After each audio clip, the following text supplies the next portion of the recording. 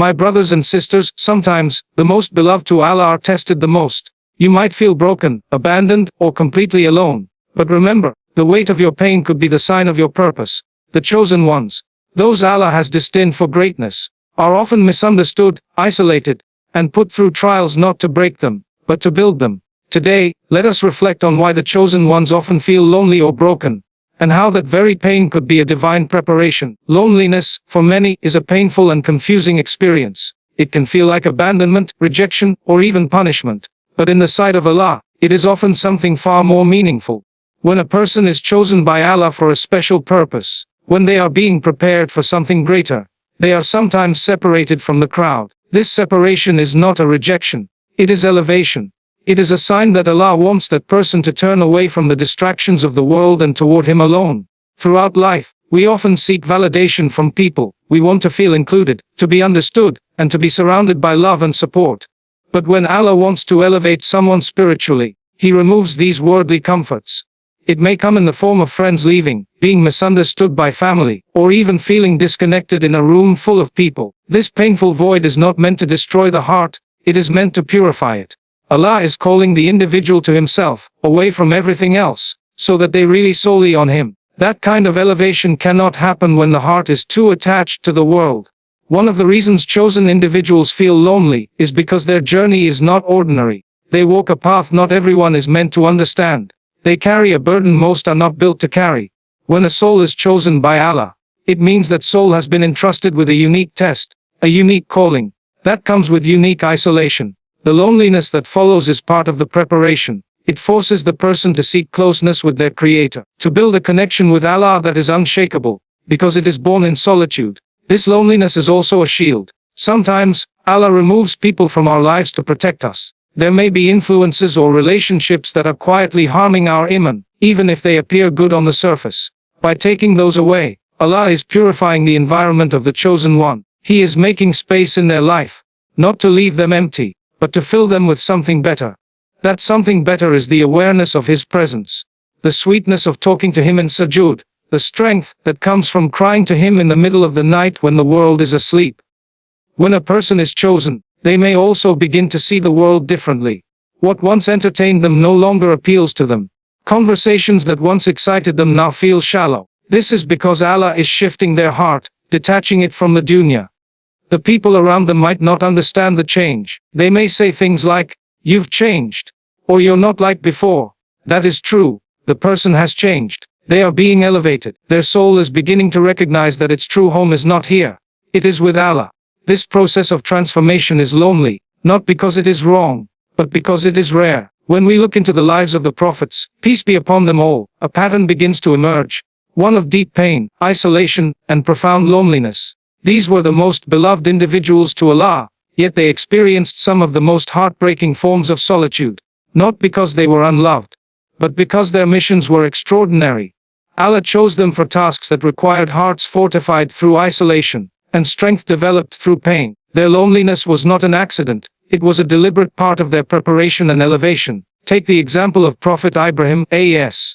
He stood alone against an entire nation, including his own father. He was thrown into the fire for refusing to worship idols, and not a soul stood beside him. Yet in that very moment of total abandonment by creation, he found Allah's presence so powerful that the fire became cool and peaceful for him. That loneliness was a test.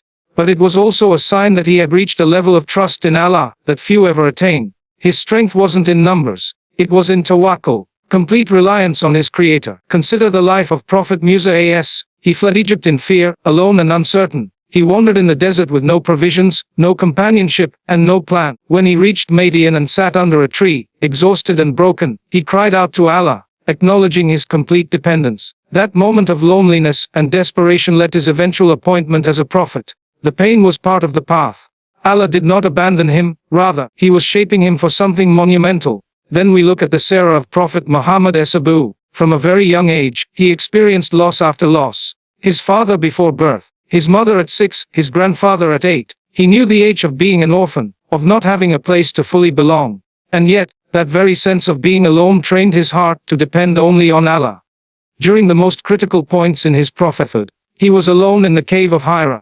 alone in Taif when rejected and stoned, and even alone in his own home when the weight of revelation would make him tremble. People misunderstood him, rejected him, called him a liar. Even those closest to him at one point. Still, his connection to Allah never wavered. These stories are not simply historical. They are reminders that loneliness has always been part of the journey of the chosen.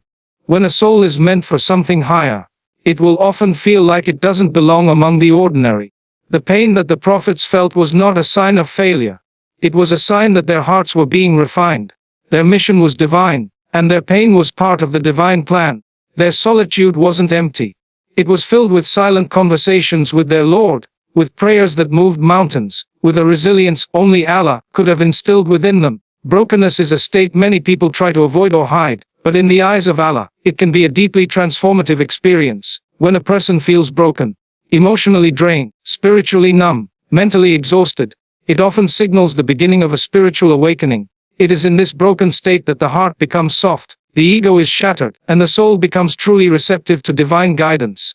Allah allows brokenness not to punish, but to awaken, to redirect, and to rebuild something stronger than before. When a person is whole and surrounded by ease, they may begin to rely on themselves, forgetting their need for Allah. But when life breaks them, through loss, betrayal, failure, or grief, they are forced to look beyond the material. They begin to seek comfort not in people or things, but in the one who never leaves. This shift in focus is the essence of awakening. It brings clarity, it realigns priorities, and it reminds the soul that nothing in this world is guaranteed except Allah's presence. Brokenness strips away illusions. It reveals how fragile our plans are, how temporary our relationships can be, and how little control we truly have. These realizations, though painful, are necessary for spiritual growth. They humble the heart. And a humble heart is one that Allah loves. When a person feels broken, they often fall into sujood with a sincerity they've never experienced before. Their does come from the depths of their soul. Their tears carry the weight of their truth. And in that moment, they begin to taste the sweetness of true connection with Allah. Should be. In the Quran, there are countless examples of people who reach their highest point after being at their lowest. Maryam A.S. was in such emotional agony during childbirth that she wished for death. Yet shortly after, she became the mother of one of the greatest prophets. Yunus A.S. was swallowed by a whale in the darkness of the sea, isolated and broken, but from that place of despair, he called upon Allah with sincerity, and he was saved. These moments of brokenness were not signs of weakness, they were signs that Allah was about to bring something better. Sometimes Allah breaks the heart to remove what doesn't belong there. It may be pride, attachment, arrogance, or even love for something harmful. That breaking process is not meant to destroy, it is meant to cleanse. Once the heart is emptied of what distracts, it becomes ready to receive what truly benefits. The pain creates space for wisdom. The sadness opens the door for compassion. The weakness becomes the source of strength, because now, that strength is not self-created. It is drawn directly from the connection with Allah. A broken soul often learns more than one that has never suffered. It develops patience, resilience, and a deeper understanding of others. Through pain, the chosen ones often discover their true selves. They find their purpose, their voice, and most importantly, their place in the plan of Allah. In the divine wisdom of Allah, tests are not random acts of hardship. They are tailored, measured, and purposeful. When Allah chooses someone for a higher path, He tests them, not to push them away, but to bring them closer. These trials are not a sign of rejection but a sign of selection. The greater the purpose, the greater the preparation. And preparation often comes through difficulty, loss, and struggle. A person does not become refined through ease, but through resistance and hardship that demand inner strength and sincere faith. The lives of the prophets and righteous people are filled with examples of this truth. Every prophet went through a series of severe trials before and during their mission. Prophet Yusuf was betrayed by his own brothers, thrown into a well, sold into slavery, and imprisoned unjustly. Each test stripped him of worldly comfort but elevated his status in the eyes of Allah. Those moments of pain were not signs that he was forgotten. They were evidence that he was chosen. Every stage of his test served a divine purpose, shaping him into the leader and role model he eventually became. When Allah loves someone and wants to raise their rank, He puts them through challenges that will expose their sincerity, test their patience, and polish their character. These tests are like spiritual training grounds. Just as gold must be purified in fire, a believer's heart must be refined through hardship. The pain felt in trials is not meaningless. It is often the very tool that brings a person to their knees in prayer, that makes them reflect, that forces them to detach from the dunya and seek meaning in the unseen. Being chosen does not always feel like a blessing in the moment. It can feel like rejection, abandonment, or injustice. But what the heart interprets as suffering, the soul often recognizes as awakening. A test from Allah is a sign that He sees something in you that others don't. It is a sign that He is investing in your growth. He is preparing you for something greater, something that requires a higher level of faith and understanding. And for that, He must train you in ways that might feel heavy. Tests also reveal the truth of a person's heart. It is easy to have faith when everything is going well, but it is during the storms of life that true belief is revealed. When someone remains patient, grateful, and faithful during their darkest hours, they are proving their sincerity to Allah. That sincerity is beloved to Him. Sometimes, the test is not about the result, but about who you become through the process. The struggle refines the believer, strengthens their connection with Allah, and builds qualities like sabr, tawakkul, humility, and compassion. Qualities that are essential for those whom Allah chooses to carry a message or serve a greater cause. Those who are tested often are not being punished. They are being prepared. They are being molded into someone capable of carrying the weight of responsibility, truth, and guidance. True strength is not always built in moments of ease or surrounded by the comfort of others. It is often built in solitude, in the quiet moments when no one sees the struggle, and in the times when a person feels completely alone. This kind of isolation is not empty. It is a sacred space where the soul learns to stand firmly, without needing constant reassurance from others. When Allah isolates someone, it is not to punish them, but to prepare them. He pulls them away from the noise of the world, so they can hear Him more clearly. He removes the distractions so their heart can be polished. In that quiet space, a person learns reliance not on people, not on status, not on wealth, but on Allah alone. There is a wisdom in why chosen individuals often go through periods of loneliness. It is because what they are being prepared for requires an inner resilience that can only be forged in silence. When a person is constantly surrounded by people, by praise, by attention, it is easy to become dependent on that environment. But when Allah takes all of that away, the individual is left to face themselves. They begin to recognize their weaknesses, their flaws, and the illusions they held about control and independence. It is in this stripped-down state that they begin to rebuild, not through their own strength, but through the strength that comes from sincere submission to Allah. Solitude teaches discipline. When there is no one to impress, no one to lean on, and no one to give immediate comfort, the believer learns to act for the sake of Allah alone. Their worship becomes more sincere. Their prayers become deeper. Their intentions become purified. They are no longer doing good because of the eyes watching them, but because they have internalized a relationship with Allah that motivates them to act with yusun. This kind of strength cannot be taught in crowds. It must be experienced alone. There are moments in life when the soul craves companionship, understanding, and validation, but when none of that is available, it begins to turn inward, and ultimately, upward. The pain of not being understood by people forces the heart to find peace in being understood by its creator. The Prophet Muhammad spent long periods in the cave of Hira before prophethood, reflecting and detaching from society. That isolation was not wasted time. It was spiritual training. He was learning how to be alone with his thoughts, how to reflect on the purpose of life, and how to draw near to the Creator without distraction. When revelation finally came, his heart was already prepared to carry it. A soul that has been alone with Allah is unshakable. It is not swayed by praise, nor broken by criticism. It does not rely on the approval of others to feel valuable.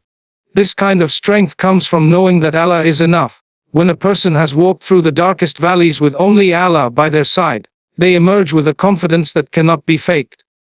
They know what it means to be sustained by divine mercy. They know what it means to cry in sujood with no one around and to rise with peace in their chest. That peace is not from the world. It is a gift from the one who never leaves.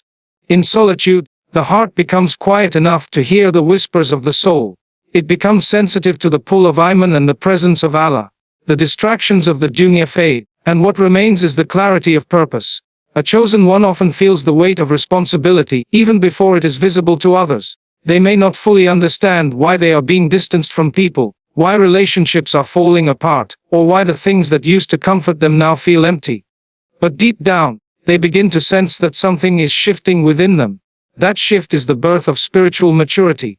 The trials that come with solitude are not just emotional, they are deeply spiritual. Shaitan will try to attack a person in isolation, planting seeds of doubt, fear, and hopelessness. But this is also where the most profound victories happen. When a person responds to those whispers with remembrance of Allah, with dhikr, Quran, and with dua, they begin to fortify their soul.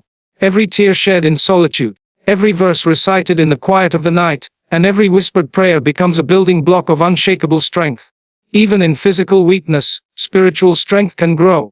When the body is exhausted, when the emotions are overwhelmed, and when life feels too heavy, the act of turning to Allah in that state is an incredible form of strength. It means the heart has not given up. It means faith is still alive. That moment when a believer says, Ya Allah, I can't do this alone, is the very moment they begin to walk with a strength that does not come from themselves, but from Allah's support.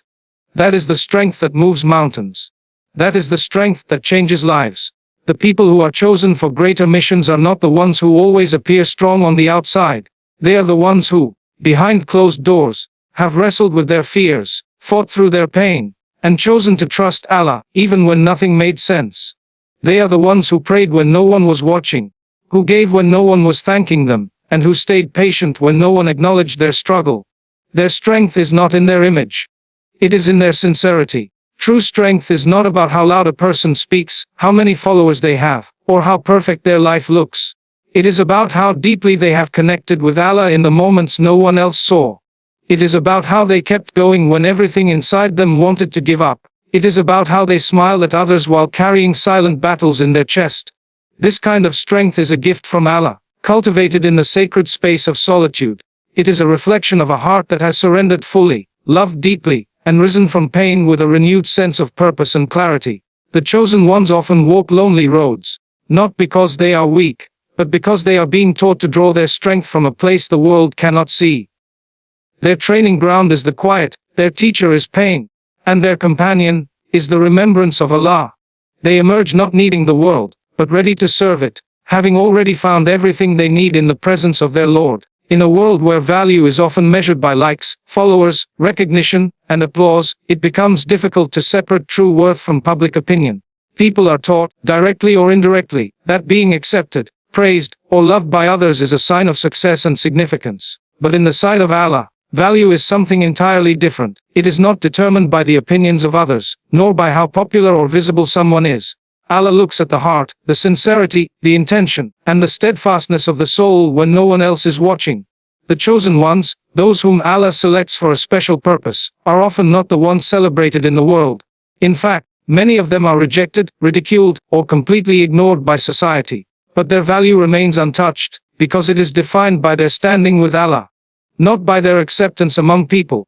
There are individuals who spend their lives doing acts of goodness, serving others, standing for truth, and struggling to hold on to their faith, and yet they go unrecognized. They may feel invisible, their efforts may be dismissed, their sacrifices may be overlooked. This can feel painful, especially when they see others being praised for doing far less, or for doing things that have no spiritual value.